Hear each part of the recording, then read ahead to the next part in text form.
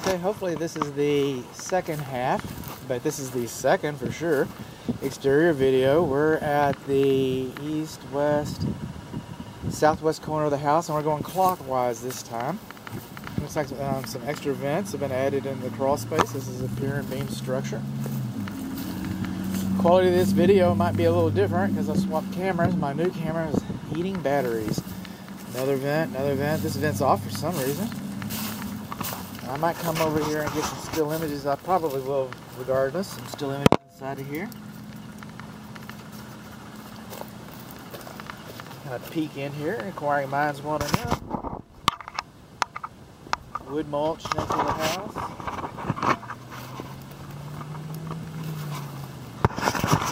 What do we got? Anything exciting? We got cement piers. I'll bring a better flashlight in here. More cast iron. More cast iron. Some metal shims. Metal shims. This house has experienced some foundation repair somewhere along the line. And those holes in the front might very well be part of that repair. So, see this siding right here? There should be a gap underneath the water table. All walls leak, all roofs leak. Architecture 101, home ownership 101. Alright. So we want them to shed water faster than they accept it. Coming along, uneven brick. It's in the water meter. My understanding is the gas company is en route. But it's still locked. Right here on the corners. These little cracks right in here, if you're in the span of a hand, I don't know whose hand, and they go back this way, that's not a foundation issue. That is not a foundation issue. Those are called shrinkage cracks. Some people call them corner pops, call them what you will, but what happens is that the cement's always drying. It's always getting smaller. You'll never be able to measure it. And your brick, that's the only part of your house that actually grows, and it's always getting, and you'll never be able to measure that. But they do minutely. It is drying and shrinking, and minutely it is expanding. Also, these materials, the cement, the concrete, and the brick, they have different thermal properties. So when the day heats up like it is, well, when it heats up, then the brick will expand at a different rate than the cement. And so the pressure comes to the corners, and that way you get these shrinkage cracks. Now, it could be a brick issue. If that falls out, you might want to put it back up and seal it for your bricks. But, you know, it's not a foundation issue. And some more torn screens here. There we go. Moving along. More debris, more high soil. Trees too close. Bushes too close. Post in direct contact with the wall. This is where we kind of left off. Now we're going to the back. We talked about the drill holes. I hope the camera saved all that information. I've had some bad luck running out of batteries, so it really frustrates me. Okay, we're in the home and back to the foundation. I just want to say that it looks like there's been some repair at strategic places. Some of these are picture frames. We had all that cracking on the brick right there from the other video, and then we have this crack on the wall right inside of here. It's just real easy for me to... Now we're going to continue.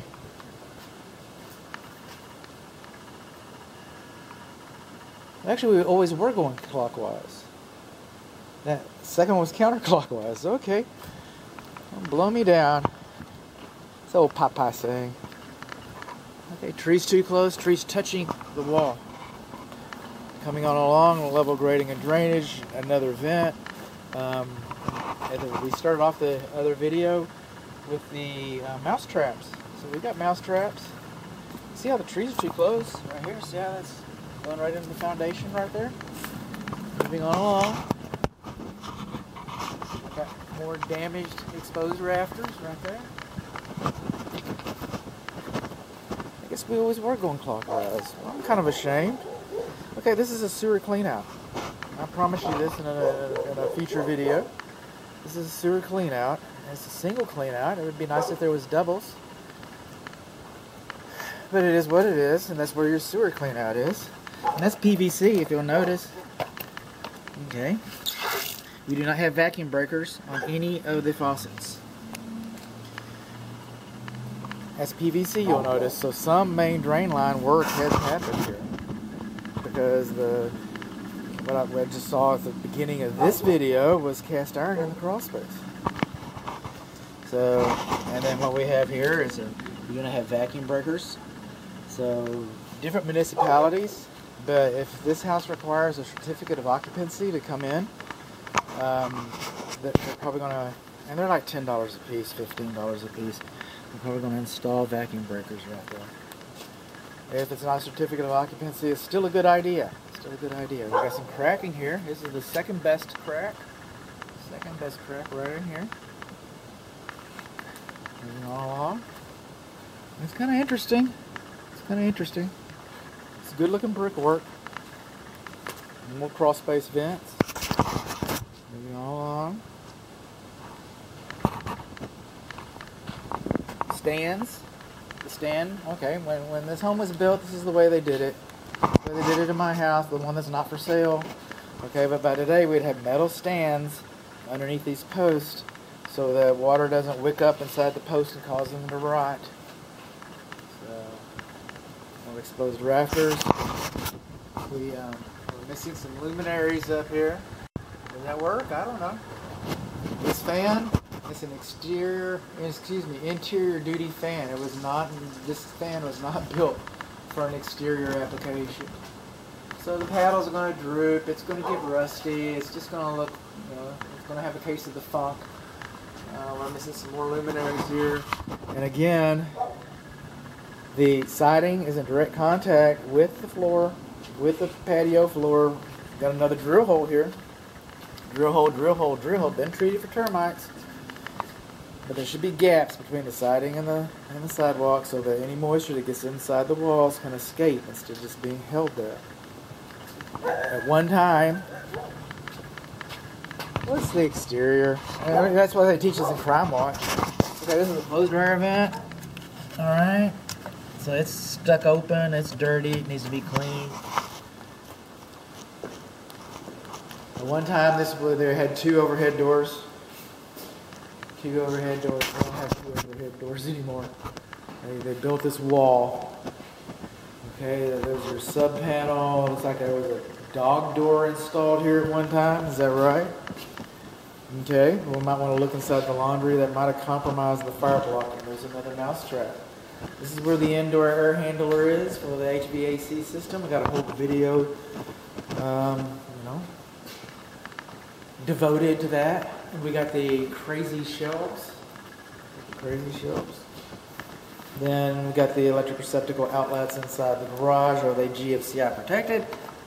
Let's find out. No, they're not. Okay. The metal overhead door is not, you do not have a door opener. Do not have a door opener. Why you have this safety statement right here. Oh, you have it on one. See this spring tension sticker? You should have it on both sides of the door. This thing open up?